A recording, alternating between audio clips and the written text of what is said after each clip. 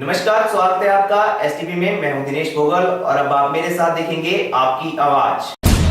अगर अनसुनी हो रही है आपकी आवाज, अगर भ्रष्ट सिस्टम के खिलाफ जंग में आप अकेला महसूस कर रहे हैं, तो हम बनेंगे आपके संघर्ष के साथी।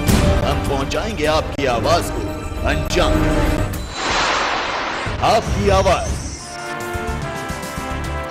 देखें सिर्फ एसटीवी पर, सच से साफ। कर्नल विधि चंद लखवाल ने कहा कि मोदी सरकार ने जनता के साथ जो वायदे किए थे, एक वर्ष में उस दिशा में कोई काम नहीं हुआ है। कर्नल विधि चंद लखवाल ने कहा कि प्रधानमंत्री नरेंद्र मोदी ने वन रैंक वन पेंशन लागू करने की घोषणा की थी, पर अभी तक वन रैंक वन पेंशन लागू नहीं हो पाया है। कर्नल विधि चंद लखवाल ने कहा कि राहुल गांधी से प्रतिनिधि मंडल मिला था। राहुल गांधी ने प्रतिनिधि मंडल को आश्वासन दिया है कि वन रैंक वन पेंशन मुद्दे पर वह पूर्व सैनिकों के साथ है, चाहे उन्हें धरने पर क्यों न बैठना पड़े। एनडीए की सरकार करने का मेरा मुद्दा जो है ये है कि मोदी सरकार के 1 साल पूरे और फौजियों के किए हुए वायदे अधूरे। फिर रिपीट करता हूँ मैं, मोदी सरकार के 1 साल पूरे, फौजियों के किए हुए वादे अधूरे। कांग्रेस की सरकार में रही, एनडीए की सरकार रही, सब पॉलिटिकल पार्टियां हमें वायदा करती रही और हमें विश्वास दिलाती रही कि हम आपको वन रैंक वन पेंशन देंगे, लेकिन किसी ने ये वायदा पूरा नहीं किया। 15 सितंबर 2013 हमारे जो एनडीए के अभी जो हमारे प्रधानमंत्री हैं नरेंद्र मोदी जी, 15 सितंबर 2013 को उन्होंने सबसे पहली रैली करी रिवाड़ी में। एग्जैक्ट डेट बता रहा हूँ मैं आपको। एनडीए का जो जब से इनको प्राइम मिनिस्टर डिक्लेयर किया था बीजेपी ने, उन्होंने सबसे पहली रैली इन्होंने करी 15 सितंबर 2013 को रिवाड़ी में, और जो फौजियों की रैली थी। और उस रैली में मोदी के एग्जैक्ट वर्ड में आपको रिपीट करता हूँ, उस रैली में मैं भी शामिल हूँ। मोदी जी बोलते हैं कि भाइयों और बहनों, आपने 2009 में हमें वोट नहीं दिया। अगर 2009 में एनडीए की सरकार होती तो आपको ये दिन नहीं देखना पड़ते, बुरे दिन देखना नहीं पड़ते, यानी आपको वन रैंक वन पेंशन मिला होता। एनीवे, अभी 1 फरवरी को इस साल हमने दिल्ली में नंबर 1 जंतर मंतर में धरना दिया कि अभी तक हमको वन रैंक वन पेंशन नहीं मिला।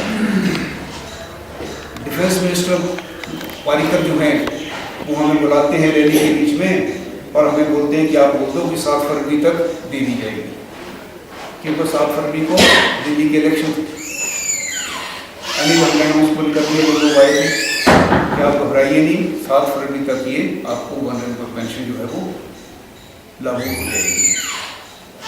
7 फरवरी को क्या हुआ, दिल्ली में चुनाव में बीजेपी हार गई और आम आदमी पार्टी पावर में आई। फिर हमारा वन रैंक वन पेंशन फिर पीछे चला गया।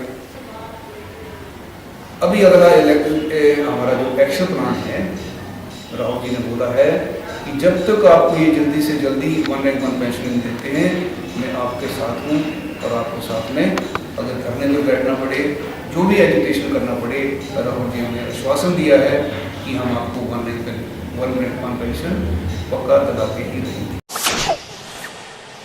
प्राचीन कसोता महादेव मंदिर के महंत और क्षेत्र के लोगों का विवाद बढ़ गया है। अब यह टकराव जिला पुलिस अधीक्षक के दरबार पहुंच गया है। प्राचीन कसोता महादेव मंदिर महंत विवेक गिरी ने पुलिस में शिकायत की है कि उन्हें बेवजह तंग किया जा रहा है। इसके चलते उन्हें आश्रम छोड़ने पर मजबूर होना पड़ा। क्षेत्र के लोगों का एक प्रतिनिधि मंडल पुलिस अधीक्षक अजय बौद्ध से मिला। पुलिस मामले की जांच कर रही है। जांच पूरी होने के बाद ही सच सामने आएगा।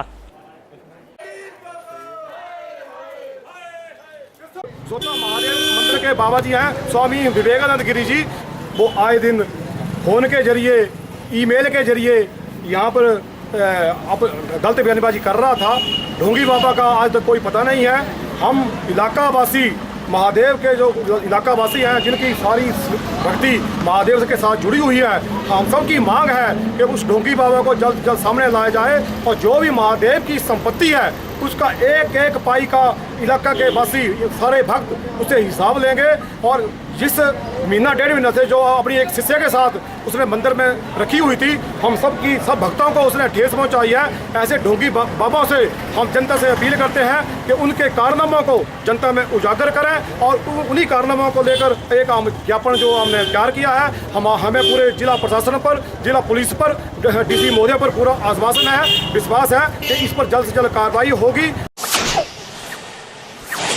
श्री विवेकानंद गिरी जो हैं वो किसी अपनी शिष्य के साथ सारा वहाँ की धन संपत्ति लेके भागे।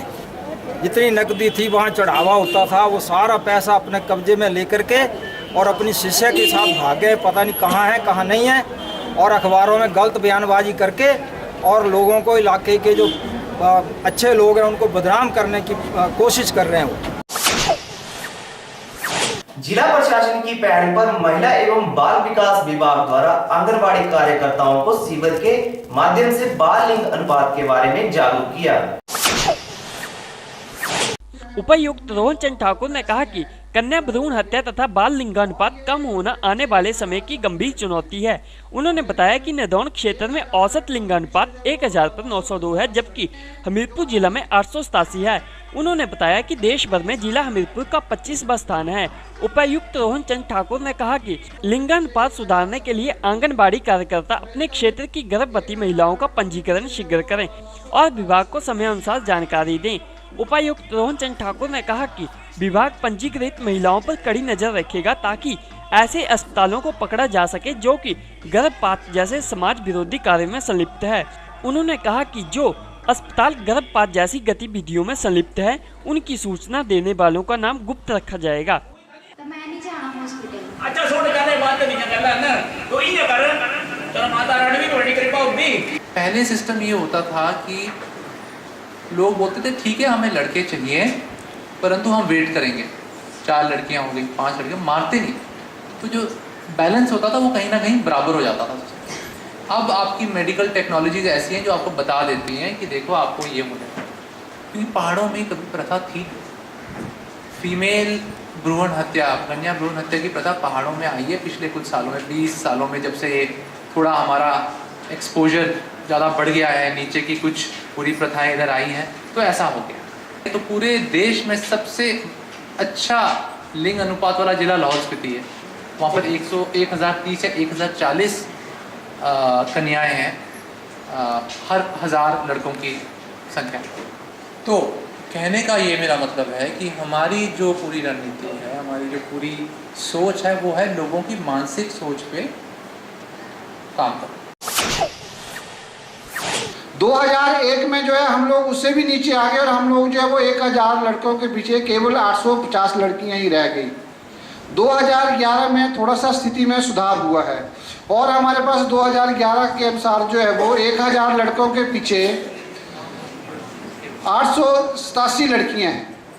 तो कहीं ना कहीं जो है जो ये लड़कियों का गिरता हुआ अनुपात है, ये बड़ी चिंता का विषय है, क्योंकि जो महिला है, जो लड़की है, वो एक भविष्य निर्माता भी है, एक माँ भी है, बहन भी है। अक्सर कहा जाता है कि लड़के जो है वो वंश चलाते हैं, लेकिन अगर लड़कियां ही नहीं होगी तो वंश कहाँ से चलेगा। उसमें वंश चलाने में जितना योगदान हमारे पुरुषों का है, उससे अधिक योगदान जो है वो हमारी महिलाओं का है। आपकी आवाज में फिलहाल इतना ही। मुझे दें इजाजत, आप बने रहें STV के साथ। नमस्कार।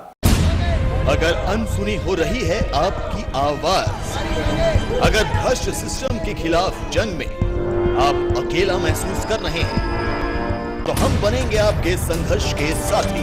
हम पहुंचाएंगे आपकी आवाज को अंजाम। आपकी आवाज